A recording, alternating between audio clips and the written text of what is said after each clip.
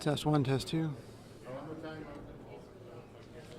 Testing 1 2, testing 1 2, DCA test 1. Hello, we're here at the light panel.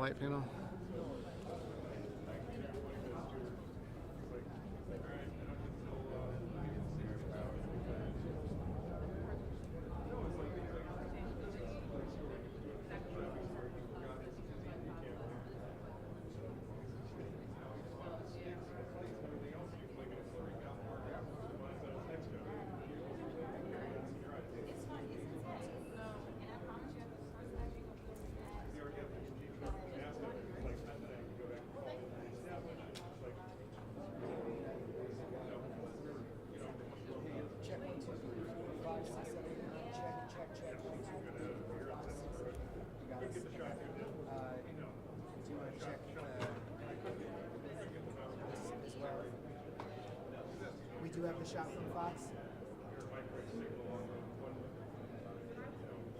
Thank you. Okay. Appreciate it.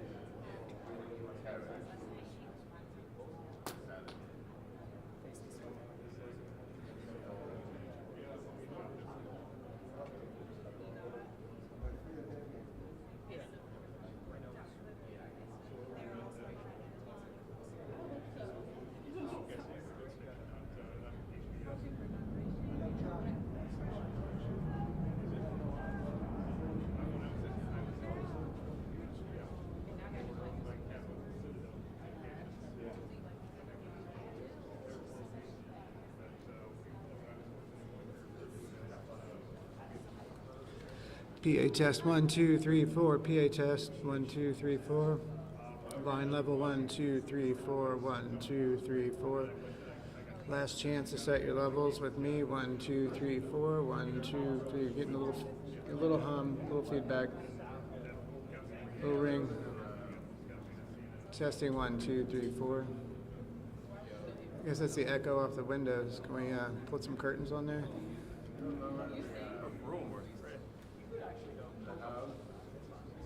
don't think we have any. Can you lower the house a little bit? Thank you. 1 2 3 4. Pull it down. 1 2 3 4. Test 1 2 3 4. 1 2 3 4. Test 1 2 3. That's better. 1 2 3 4. Cool. Thank you. All right. Testing 1 2. Do not. Listing 1 2 3 4. Focus check. Focus check. Line check. Line check. Testing 1 2 3 4. Test 1 2 3 4. Can you bring house down a little bit? I'm still getting some ringing. 1 2 3 4. 1 2. 1 2 3 4. Testing 1 2 3 4. I'll pull back. I don't need to be so close. That's probably better. Testing 1 2 3 4. We're here. DCA. Historic lobby 1. Test 1 2 3 4. Test 1 2 3 4. Still on track for 6 p.m. 1 2 3 4. Cool. Yeah, my stuff's under the table with Andrew. It's been weird, like having to leave my phone out and the PIN card in there, and it's like, I mean, I trust people, but James got me paranoid. Like everything's going to stuff, you know. Okay, well, I mean, I pulled the PIN card out. I pulled the, you know, but it's like, I I am not the newsworthy moment you're looking for.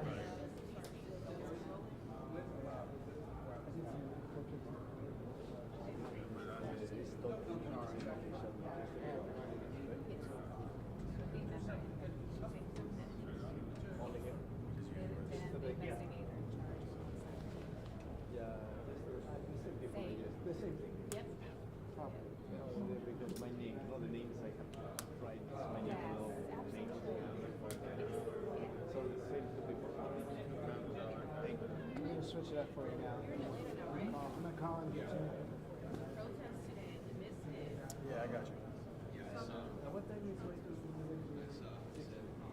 He should be heading over soon. It might be a couple minutes after, but we're not pushing it back. Let's do it. No, let's do it. Let's do it. In and out.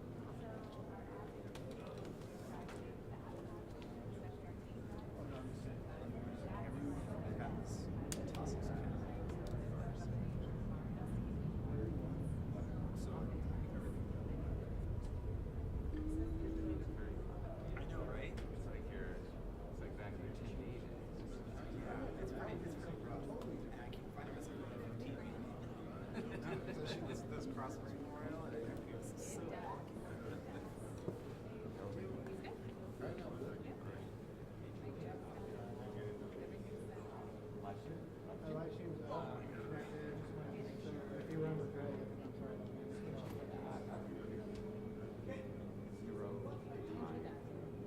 We should make it right. 1, 2, 3, 4, 5, 6, 7, 8, 9, 10.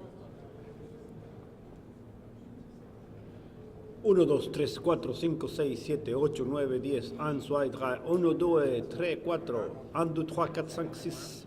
Audio, everybody's okay? You want a white balance? There you are, white balance. Are you okay with white balance? Good.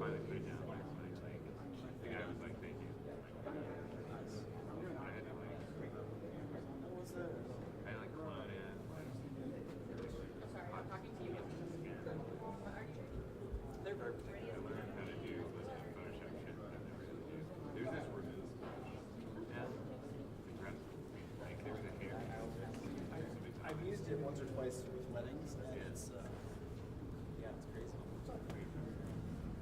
it's crazy. This is the focus check.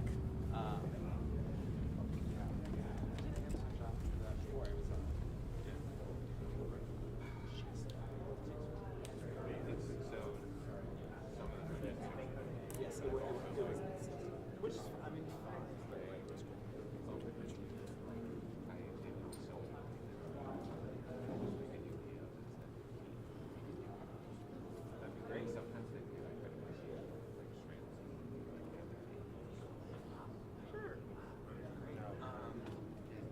I mean, I get it ready every time it's a new one. Because if you actually do a job, it's like a super simple. Let's just shoot. Let's just shoot. Format the contracts, and I only last like 2. It's not a lot of look, but it was like it was more important for sure. It was heavily just kind of. I was asking if it's a lot more. I get it. I'm not even upset about it. Straight to man. Fucked up. It's not me. Dude, I had a friend who got a job. And like my instinct would have been to just kind of leave them. They're never gonna call me. Why would I have like it's really funny. You know what? I'm having that realization right now. We're gonna get started in 2 minutes. Thank you. You know, I mean it's interesting. I really discount what's the biggest of discounts? That would be pretty good actually. Let's just call it a loss. And his fuck up was like he showed high to his shoes. No, he wasn't even.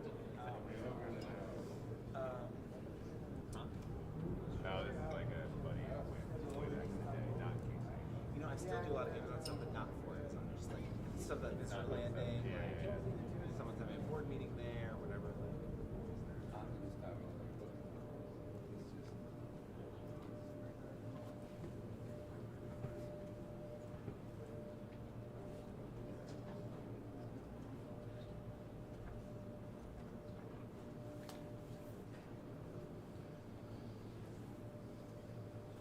Yes, Amy, we are waiting any second for NTSB officials to come by to hopefully provide an update about this crash. In the meantime, No. I kind of get you caught up. Long This is story. what the site will be able I'm to so look out of at for whack the last with couple the of days. topics. This is going to show I forgot exactly what short lens that I had this in this car. This is in focus of You were shooting investigation to cheap. really try to make sure that they That's why you can fell. salvage some of the That's what wreckage it and is. also try to see if we Yeah, can yeah. find some of the remains. This is the update that we've got today, just within the last hour. One of them's all I got's a cannon. People have been recovered. 38 victims have been positively identified. The big highlight is that both side bodies have been recovered. We also learned during the news conference That what would data definitely they would No, everything extract is out of whack. from the two boxes if they were able to do so. Last night, salvage teams were able to briefly stabilize the helicopter. The crane was also transferred. Actually, Is also helping with the search and rescue. The U.S. Army Corps of Engineers stabilizer comes salvage and diving. The team are assessing the site this afternoon. if your neighbor, if you also on it, I absolutely would have kept it. Sold it. 16-year-old Corey Dropped it at with his parents, Stephanie and Roger. Of course, Corey was a young figure skater, taking it actually out to Wichita along with his parents. Skating, and we spoke with one of Stephanie's friends about what she did to her I kids walked out of and Starbucks stick like with us. across Asia and like got like 200 feet and like realized I left the camera on there. Just like turn around. Hi, Eric Weiss with NTSB Media Relations. Briefing you tonight will be Board Member Todd Inman, I-N-M-A-N, as well as Investigator in Charge Bryce Banning, B-R-I-C-E, Banning, B-A-N-N-I-N-G. Thank you. Investigator in charge. Investigator in Charge. Thank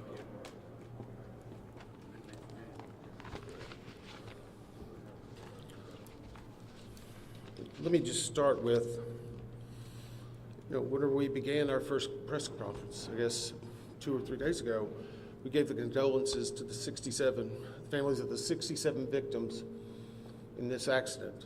And tonight, we also need to give the condolences to yet another set of individuals due to the Philadelphia crash. Our hearts go out to all of them.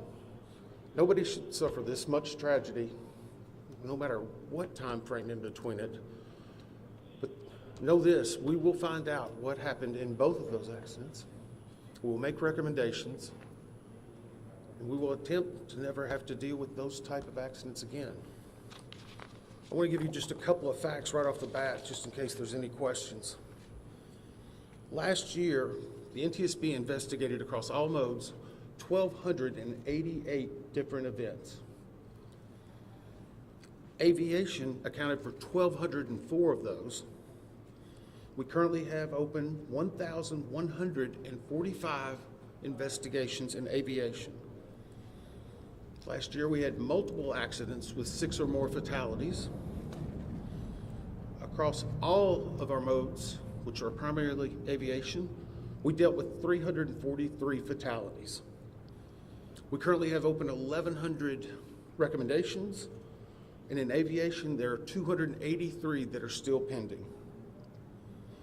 The team that is working on this crash at DCA collectively has over 350 years of seniority with the NTSB. We will find out what happened, and we will do everything we can to prevent it. But I don't want anyone to think, because we are working 2 accidents, this is what we do. Week in and week out. Just today, a lot more people are paying attention to it. I want to take an opportunity to introduce Bryce Banning. He hasn't really spoken the last couple of times, but he's been working hard, putting together a lot of information. Bryce joined the NTSB in 2012 as a senior aircraft investigator. He's been the investigator in charge on hundreds of aircraft investigations. He's an airline transport pilot with commercial privileges for single-engine land and sea, certified flight instructor, multi-engine instructor, and instrument instructor. He's also a certified airframe and power plant mechanic. Bryce has accumulated over 8,000 hours of flight time in all types of aircraft, ranging from Pipers to Navajos, King Airs, and Lear. He served in multiple management positions for multiple airlines, and he has been leading this team since the inception. He's going to brief you on some details that we have, and then we'll come back with some additional details.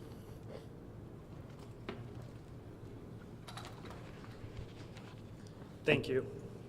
The flight data recorder and the cockpit voice recorder from the PSA aircraft were recovered on Thursday in the late afternoon by the FBI dive team. The CVR and the FDR were provided to engineers at the NTSB Vehicle Recorders Division immediately after recovery. Both the FDR and the CVR were a L3 Harris Communications FA 2100 type. Both recorders are solid-state memory digital recorders. Both the CVR and the FDR were downloaded successfully.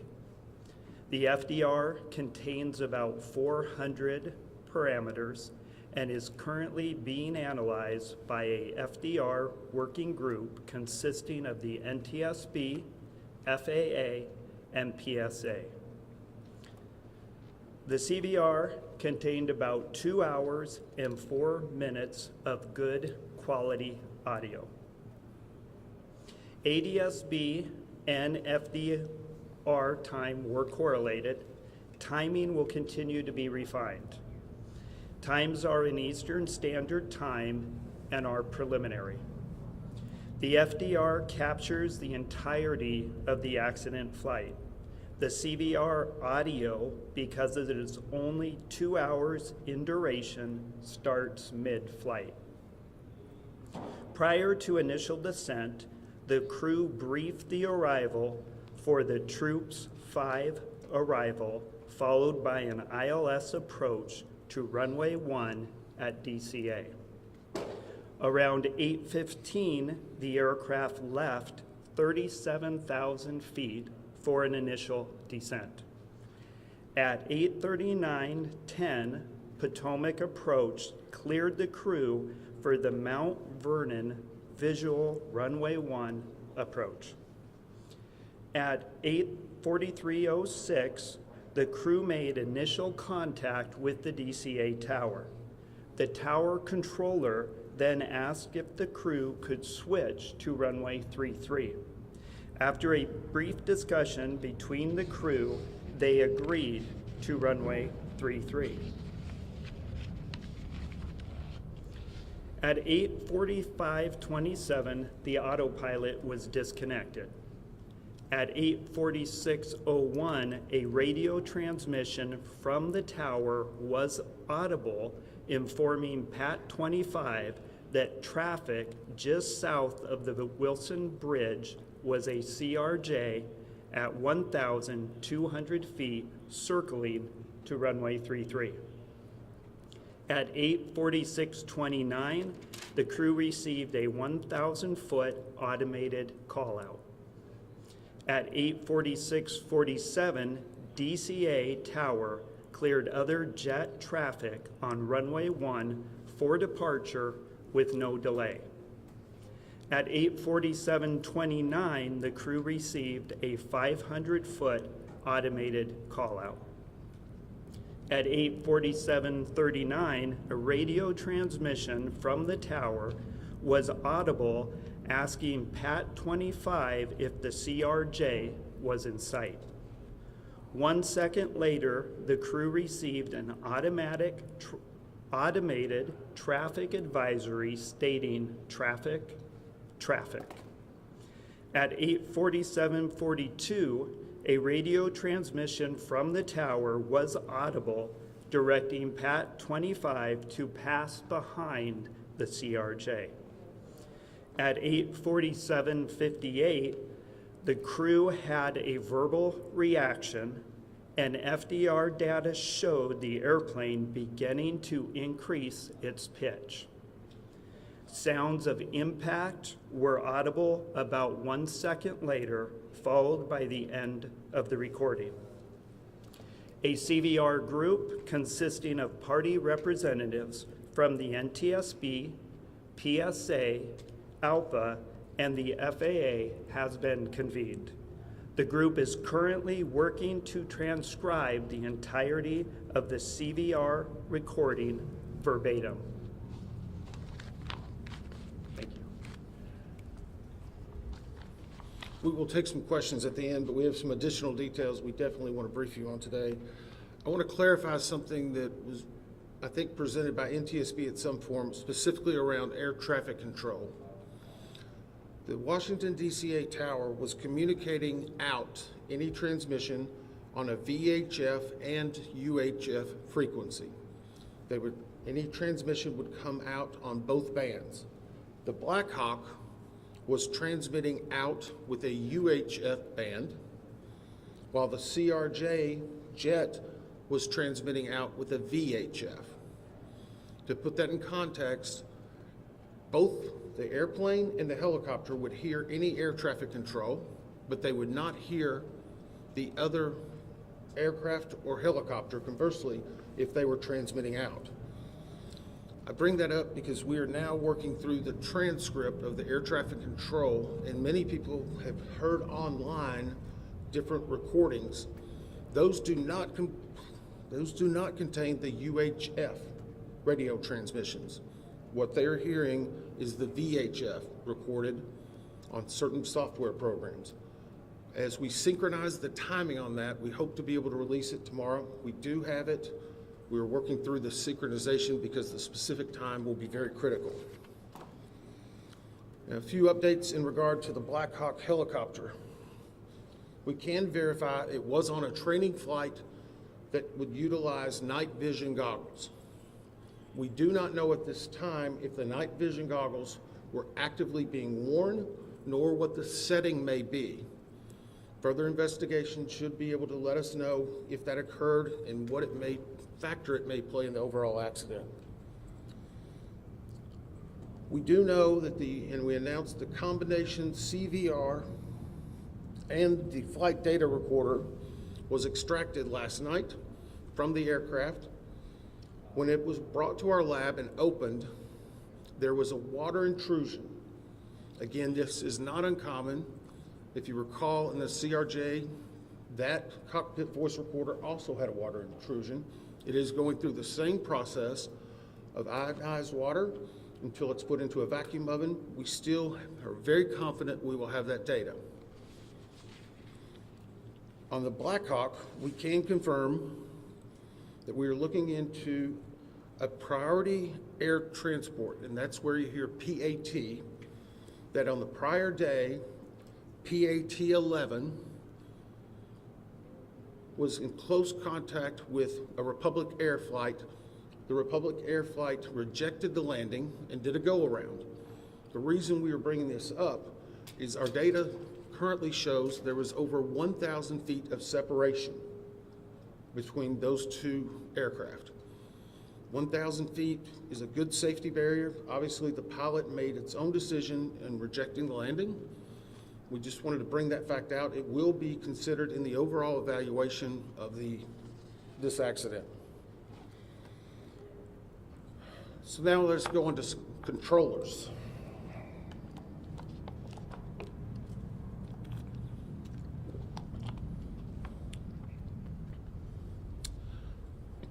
At the time of the accident, there were 5 controllers in the air traffic control tower cab at DCA. One was a local controller, which was handling not only helicopter, but fixed-wing aircraft. The local controller also would be handling arrivals and departures close-in airspace and the use of the runway. There was a ground controller, which was handling all aircraft and vehicles, not on the runway. In addition, there was a local assist controller. This person is responsible for assisting the local controller in any type of actions that are needing, reviewing data, scanning the field, a multitude of different things. You will not hear the assistant controller on any of the ATC tapes, but we can confirm that person was in the cab. In addition, there's an operations supervisor who has direct oversight over the tower. This is someone who manages everyone that's involved in the operation, along with an operational supervisor in training. That leads us to confirm there were 5 people in the tower at the time of the accident. At this time, we have interviewed the local controller, the ground controller, and the local assist controller. We anticipate having the interviews with the operations supervisor and the supervisor in training conducted no later than Monday evening. And for a little bit of context, this is a controller's worst nightmare. It hits everyone that works in that cab and knows them very hard. These interviews take a long time, not because there's that much talking, but there's several breaks that occur for emotions, just to be able to compose themselves to talk about what happened. We want to be thorough. If we need to go back for additional information, we absolutely will. We're getting full cooperation and access to those individuals we need. And we hope, again, to have them completed no later than Monday. Now we're going to talk a little bit about altitude. And I'm going to preface this, and we're going to try to work through your questions. But I want to be very clear. Our team has had some internal debate on releasing one part of this. And whenever I explain it, I hope you will understand why. When we received the recorders from the CRJ, we were able to define an altitude of where it was very close to the time of impact. That is a data point we feel very comfortable with. We also have an initial set of information in regard to what was being seen on the cab in the control tower. We have not finalized that and need to get more granularity to it, and we currently don't have the readout from the Blackhawk. I put all that into context for you in that whenever I give you some altitude information, one part of the 3 pieces we have defined. Another part we feel fairly confident but need to get more information, and a third we don't even have. Currently, the CRJ, based upon the data recorder, at the time of impact was at 325 feet, plus or minus 25 feet. This is from the belly of the CRJ. The CRJ itself is 20 feet and 8 inches from the wheel to the top of the tail. So from the belly, the CRJ at time of impact was 325, less or minus 25 degrees. And for those who follow this closely, that is a corrected altitude. It is based on the NTSB data and the flight data recorder. Our preliminary review of what the tower cab was showing on the data screen that would have been in front of the controllers was 200 feet near the time of the accident. Again, this data is preliminary. Tomorrow, we feel very comfortable that we'll be getting the additional data sources that will confirm precisely what it would have been on the screen at the time. And I would also caution you, there's typically in the cab on that screen, it may be a 4 to 5 second refresh rate. But obviously, this is something that we're going to be looking at very closely. The third prong of that is the helicopter recorders. Between those 3, whenever we have those data points finalized, we feel that we'll be very comfortable in saying exactly what altitude this occurred at. And I know that's been a lot of speculation. You may have a few questions on it, but I want to caution, we're trying to give you what information we have and we verified at that time. With that, we'll take some questions. Just one second. Ma'am? Claudia from the AP. So you said that the altitude, and the recorder recorded the altitude of the CRJ. Was it trying to pull up before the collision? The question was the altitude that was read from the ADSB and the voice recorder was trying to pull up. I can tell you at one point very close to the impact, there was a slight change in pitch, an increase in pitch. That is something that we will get you more detail on, but it was an indication of an increase in pitch. Thank you, Todd Grady, Triple with Fox. So are you also saying that there was a 100-foot discrepancy between what the air traffic controller was seeing on the screen in front of them and what the height, the altitude of the plane? There was a 100 feet difference? So the question is, was there 100 feet difference between what we found the plane to be operating at and the air traffic control tower? I'm saying the initial data we have on the control tower cab says 200 feet would have been visualized. This is a fairly good estimate, but it needs to be finalized. Or I shouldn't say estimate. It's a fairly good initial read. It needs to be finalized. And again, the CRJ was operating at 325 feet, plus or minus 25. And how common is it that the two aircraft would be operating on different frequencies with the same control tower? The question is, how common would it be that the two aircraft would be operating on separate frequencies? It is completely common. Military operates on one frequency, civilian on another.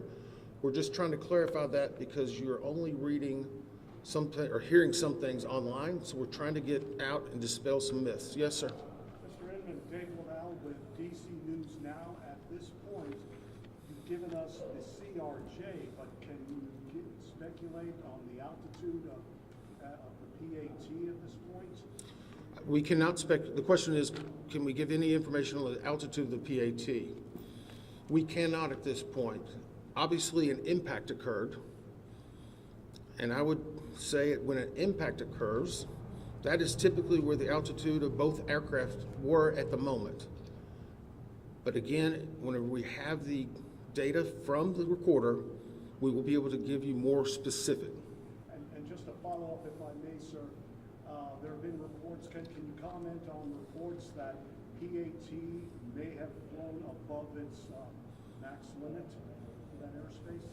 So the question was, can I comment on reports that PAT may have flown above its max limits? No, because I haven't heard that. And I don't try to look at the media that much. So by not saying that, I'm not denying, but I just haven't heard it. We haven't discussed it. I'll ask the investigator in charge. Do you have any information on that? Yeah, I can provide just a little bit of context. The PAT 25 was within the lateral boundaries of a helicopter route. The ceiling of that route was 200 feet.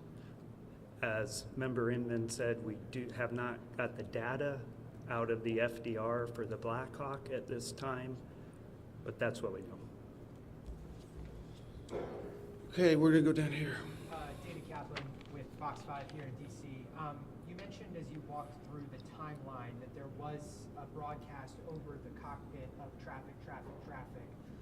Can you talk about what indications, if any, you had that the plane's anti-collision system was working?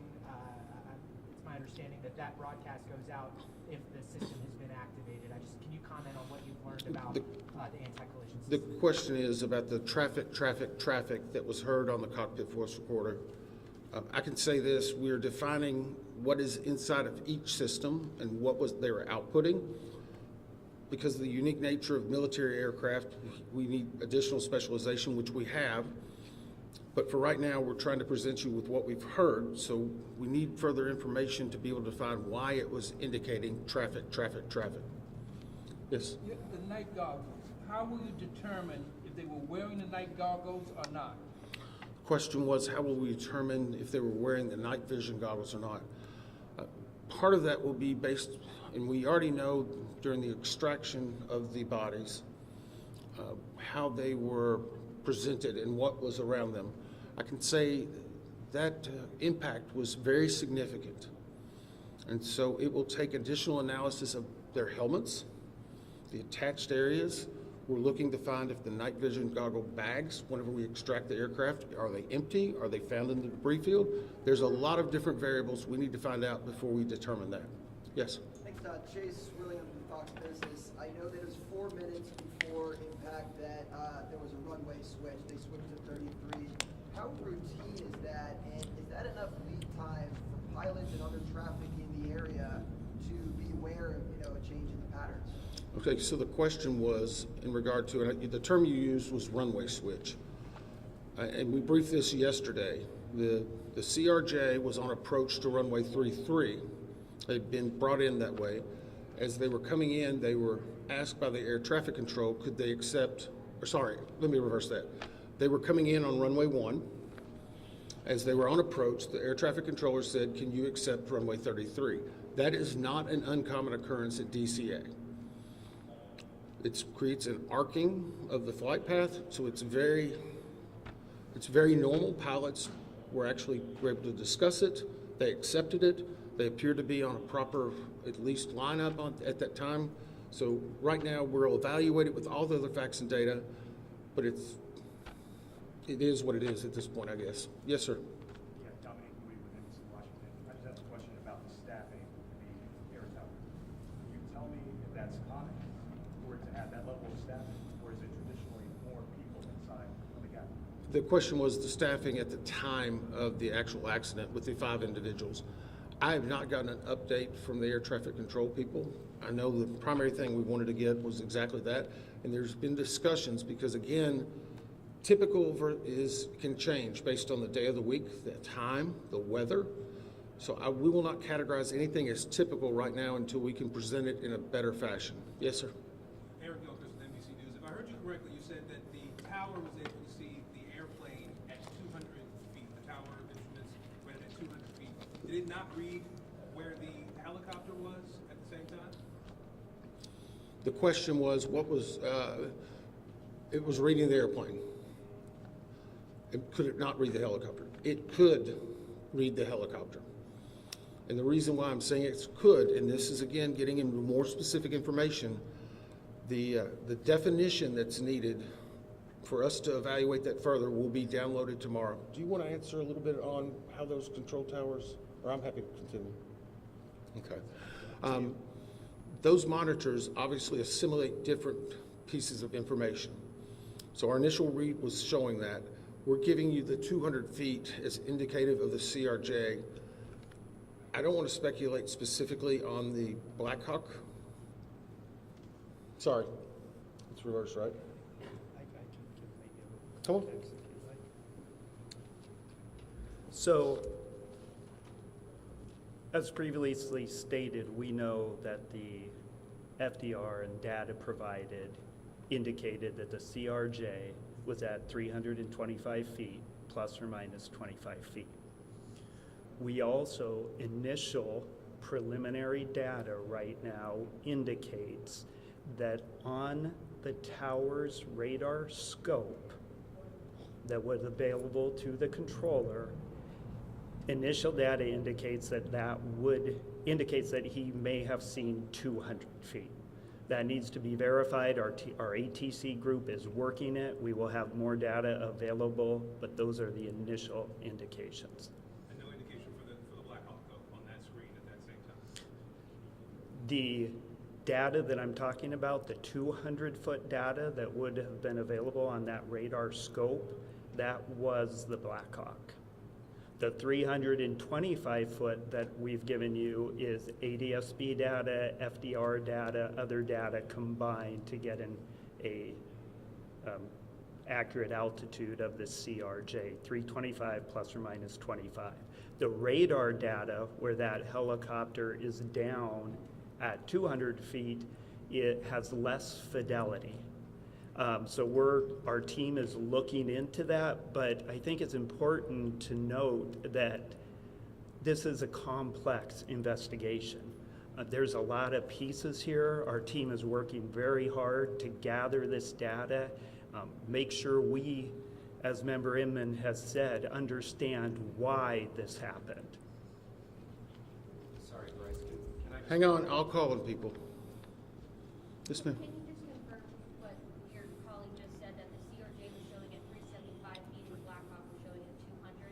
So the question again, and I'm going to try to say this one more time. The CRJ at the time of impact, based on ADSB data and the voice and the data and the flight recorder, shows that that airplane was positioned at 325 feet plus or minus 25 feet. On the radar scope in the cab, our preliminary review shows that the Black Hawk helicopter would have visualized at 200 feet. It's not as defined, that is preliminary. We will get more significant information.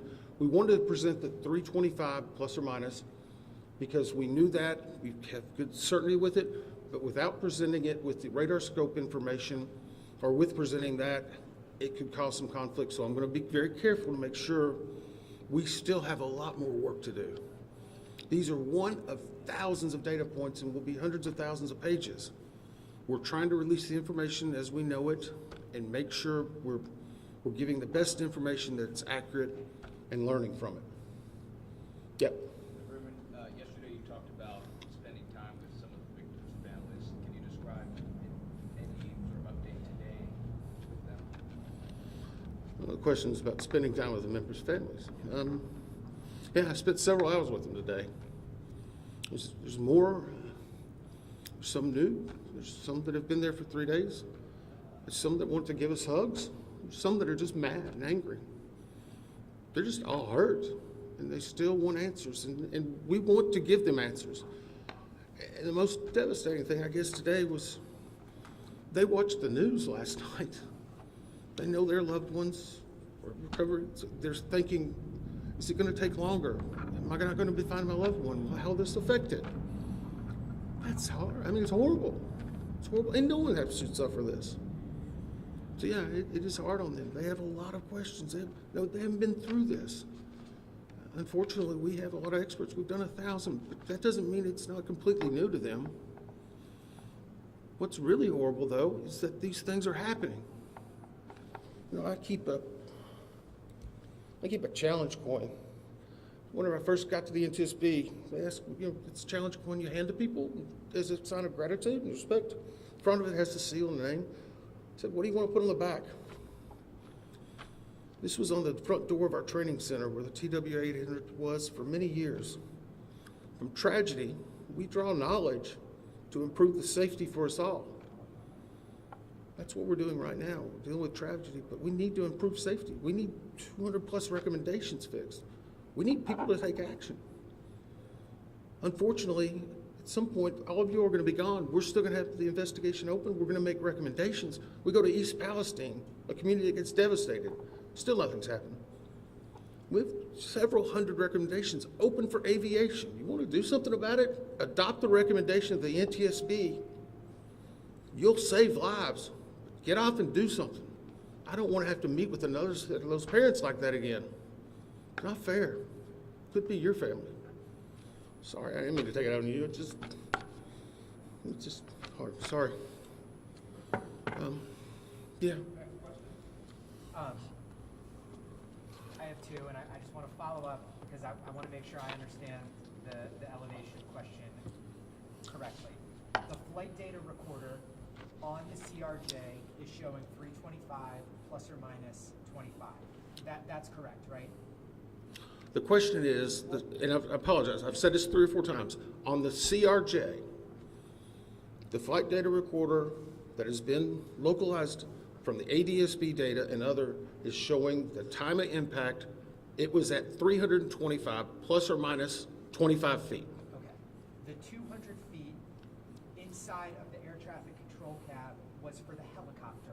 Is that? The question again, the preliminary data that we have not validated yet and are still trying to verify was that the radar scope was showing the helicopter at 200 feet.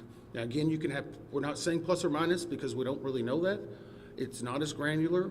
We will have the exact data set tomorrow evening. We knew you would have some questions, so please be responsible in reporting this. We need more info, but we know that some of that information is coming out and we're trying to provide it. No more. Sorry, I've answered the same question several times. Sorry. Next question. Go ahead.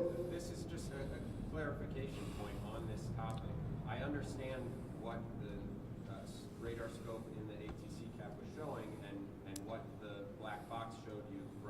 CRJ. I guess the question is, what would explain the discrepancy, which appears to be 100 feet, when clearly they hit each other? So the question is, what would explain this discrepancy? That's what our job is to figure that out. That's what we're doing. That's the reason we're giving you information to dispel some information that may be out there. We're the gold standard across the world because we tell the facts. And sometimes we have to give a little bit something preliminary so that you don't have an improper picture. That's what we're trying to do. Thank you. Thank you very much. The 4 to 5 second delay that you described, where was that?